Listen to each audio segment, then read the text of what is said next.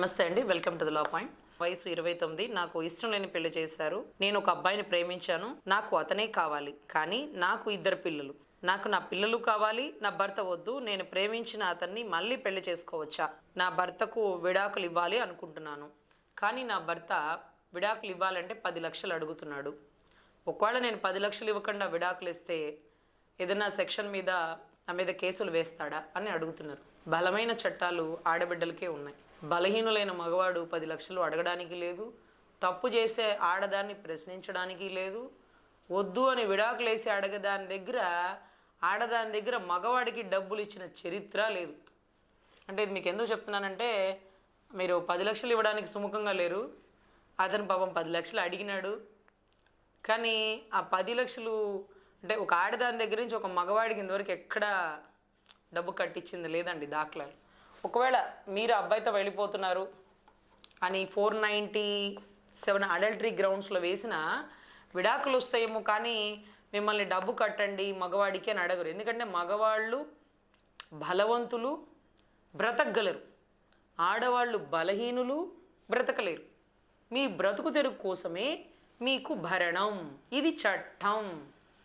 So మీరు అడుగుతున్న ప్రశ్నకి నాకు సమాధానం ఎలా చెప్పాలో తెలియట్లేదు, కానీ ఉన్న పరిస్థితుల్లో అదేదో అర్జున్ రెడ్డి అని ఒక మూవీ వచ్చింది చూడండి అప్పట్లో. సో దాంట్లో అమ్మాయి ఇంకొకతన్ని పెళ్లి చేసేసుకొని ప్రెగ్నెంట్గా ఉన్నా నాకు నువ్వే కావాలి, నేను నిన్నే పెళ్లి చేసుకుంటానని ఏదేదో అనేసరి చెప్పేవాళ్ళు అప్పుడు. సో నాకు అక్కడ అనిపించింది, అతను ఆమెని ప్రేమించాక అతనితో ఆవిడ ఎవరిని పెళ్లి చేసుకున్నా పర్లేదు, నాకు నువ్వే కావాలి అనేటటువంటి ట్విస్టులు కొన్ని సినిమాల్లో మనం చూడక తప్పట్లేదు. ఈవిడ అడుగుతున్న ప్రశ్న చాలా, 2 పిల్లలు పుట్టాక కూడా నాకు అతనే కావాలంటుంది, భర్త వద్దంటుంది. భర్త వద్దన్నప్పుడు, ఇష్టం లేనప్పుడు, అతనే మీకు ఇష్టం ఉన్నప్పుడు 2 బిడ్డల్ని ఎందుకు తల్లి భూమి మీదకి తెచ్చినావు? ఆ 2 బిడ్డలకి ఇప్పుడు తండ్రిగా డేట్ ఆఫ్ బర్త్లో అతనే ఉంటాడు, కానీ పాపం మీ ప్రేమ కదా ఇంకొకతను భర్తగా ఉంటాడు, మీకు భర్తగా.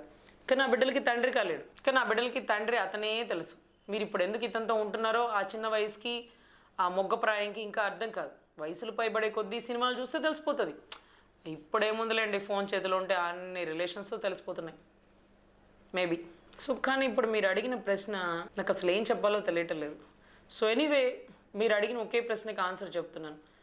నా భర్త 10 లక్షలు అడుగుతున్నాడు, ఒకవేళ అతను కేసులు పెడితే నేను 10 లక్షలు కట్టాల్సి వచ్చిద్దా అని. అక్కర్లేదమ్మా. మీరు ప్రేమించిన భర్తతో వెళ్ళిపోయినా, విడాకులు వేయాల్సి వచ్చినా, మీ భర్తకి మీరు డబ్బులు కట్టాల్సిన పరిస్థితులు లేవు. అలాంటి చట్టాలు ఇంకా రాలేదు. సో మీరు మీ భర్త నుంచి అడగకుండా మీరు విడాకులు తీసుకొని మీరు ప్రేమించిన అబ్బాయితో వెళ్ళిపోతానన్నప్పుడు మీరు ఒక్కసారి వెనక్కి తిరిగి, మీరు మీ భర్త కలిసి ఉన్నటువంటి సన్నివేశాలు, మీరు మీ భర్త కలిసి 2 బిడ్డలకి జన్మనిచ్చినటువంటి తరుణాలు, ఇవన్నీ గుర్తు తెచ్చుకొని ఆ భర్త బంధాన్ని తెంచుకోవడం సర్వసాధారణం, కానీ ఈ 2 బిడ్డలకి సమాధానం ఏం చెప్పుకోవాలో ఒక్కసారి ఆలోచించుకోండి.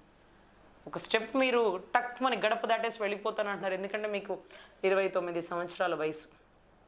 చూడడానికి చాలా చక్కగా ఉంటారేమో, ఇంకా ప్రేమ బంధం చచ్చిపోలేదేమో. నేనేమంటున్నానంటే, మీరు ప్రేమించడం తప్పని చెప్పను, ప్రేమించిన వ్యక్తి కోసం వెళ్ళిపోతానంటే తప్పని చెప్పను, కానీ ఆ 2 బిడ్డల్ని కనకుండా ఉండాల్సిందనేది నా ఉద్దేశం.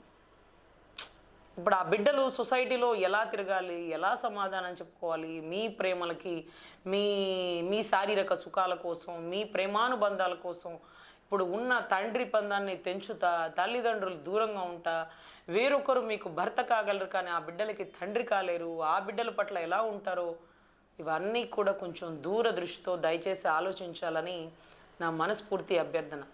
ఒకవేళ మీ భర్తతో మీకు ఇబ్బందిగా ఉంటే ప్రెగ్నెన్సీ రాకుండా ఏమన్నా ట్రీట్మెంట్ తీసుకొని ఉండాల్సింది, లేదా ఒక బిడ్డతో చాలు అనిపించి ఉండాల్సింది. 2 బిడ్డలకు అనేసి ఇప్పుడు నాకు నా భర్త వద్దు, నా బిడ్డలు కావాలి, నేను ఇంకొకరితో వెళ్ళిపోవాలి, నా భర్తకి ఏమన్నా డబ్బులు ఇవ్వాల్సి వస్తుందా, నా భర్త 10 లక్షలు అడుగుతున్నాడు అని. అతను ఎందుకు 10 లక్షలు అడిగినాడో, ఏ పరిస్థితుల్లో అడిగినాడో, అసలు ఏంటో ఇది నాకు అర్థం కావట్లేదు. ఒకవేళ ఇవ్వాల్సి వచ్చిద్దామని మీరు అడుగుతున్నారేమో, అతను 10 లక్షలు అడగడు, ఎందుకంటే అసలు అలా లేదు కదా. నువ్వు వేరే వాళ్ళతో వెళ్ళిపో, నాకు 10 లక్షలు ఇచ్చి వెళ్ళిపో అని నాకు తెలిసి ఏ భర్త అడగడు. బిడ్డలు కావాలని అడుగుతాడు, ఎందుకంటే బిడ్డల మీద ప్రేమ ఉంటుంది కాబట్టి. ఎనీవే, మీరు ప్రశ్న అడిగినారు కాబట్టి నేను చెప్తున్నాను, మీరు 10 లక్షలు ఇవ్వాల్సిన పరిస్థితి లేదు. 10 లక్షలు ఇవ్వమని ఏ కోర్టులు చెప్పవు. మీరు డైవర్స్కి పెట్టుకోండి, ఏదో గ్రౌండ్స్ ఏదో పెట్టేసుకుంటారు కదా. అలా పెట్టేసుకోండి. చట్టం మీ పక్షానే బలం ఉంటుంది కాబట్టి ఆటోమేటిక్గా డైవర్స్ వస్తాయి. కానీ దయచేసి మీ బిడ్డలకి న్యాయం చేయండి. మీ బిడ్డలకి తండ్రి ప్రేమని దూరం చేయకండి. సొసైటీలో మీ బిడ్డలు తలెత్తుకొని ఎలా తిరగాలో ఆలోచించండి. మీ కాసేపు సంతోషం కోసం, సుఖాల కోసం, మీ ప్రేమల కోసం దయచేసి ఈ ఇద్దరు బిడ్డల్ని బలి చేయకండి అని నా మనస్ఫూర్తి అభ్యర్థన. వ్యూవర్స్ కూడా మన కామెంట్స్ చేస్తే చేయండి.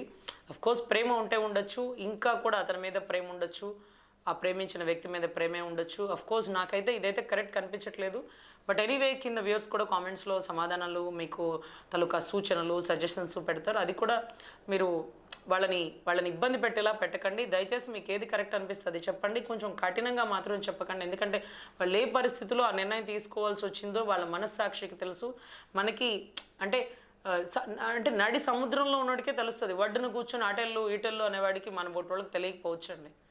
సో అందుకని సముద్రంలో వాడి బాధ ఎలా ఉందో మనకి ఒడ్డున కూర్చున్న వాళ్ళకి తెలియదు. కాబట్టి ఏదో మనకి తోచిన సలహాలు సూచనలు, ఇది కరెక్ట్ కాదేమోనమ్మా, ఇంకొకసారి ఆలోచించు, తర్వాత ప్రేమించిన వ్యక్తి నీ బిడ్డల్ని నిన్ను ఇప్పుడు చూసుకుంటాడో లేదో నీకు కరెక్ట్గా తెలుసా? ఎందుకంటే తాళి కట్టిన భర్తే భార్యని బిడ్డల్ని చూసుకున్నప్పుడు ఎప్పుడో ప్రేమించిన వ్యక్తి ఇప్పుడు నిన్ను నీ బిడ్డల్ని ఎలా చూసుకుంటాడు? అతన్ని నమ్మి ఇతన్ని వదిలేసి వెళ్ళిపోతే అదేంటో 2 పడవల మీద కాళ్ళేసిన పరిస్థితి అవుతుందేమోనని చాలామంది పెద్ద పెద్ద వాళ్ళు మన వ్యూవర్స్ ఉంటారండి. 72 ఇయర్స్, 75, 85 ఇయర్స్ అతను కూడా కింద కామెంట్ బాక్స్లో సజెషన్స్ ఇస్తున్న దృశ్యాలు మేము చూసినాం. కొంత ఫోన్స్ చేసి నాకు చెప్పేవాళ్ళు.